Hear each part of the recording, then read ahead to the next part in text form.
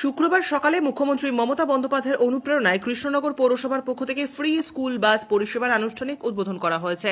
শুধুমাত্র ছাত্রীদের জন্যই নির্ধারিত হয়েছে এটি, যেখানে কৃষ্ণনগর পৌরসভা এলাকায় সমস্ত স্কুলের ছাত্রীদের স্কুলে নিয়ে যাওয়া এবং ছুটির পরে বাড়ি পৌঁছে দেওয়া হবে।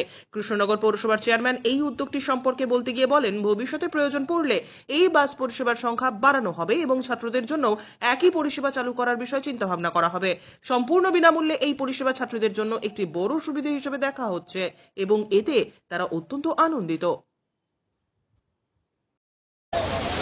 আনুষ্ঠানিক উদ্বোধন হয়ে গেল কৃষ্ণনগর পৌরসভার উদ্যোগে রাজ্যের মধ্যে সর্বপ্রথম জন্য বিনামূল্যে স্কুল বাস পরিষেবা উদ্বোধন করলেন মাননীয় মন্ত্রী শ্রী উজ্জ্বল বিশ্বাস মহাশয়, কৃষ্ণনগর পৌরসভার মাননীয় পৌরপ্রধান শ্রীমতী রীতা।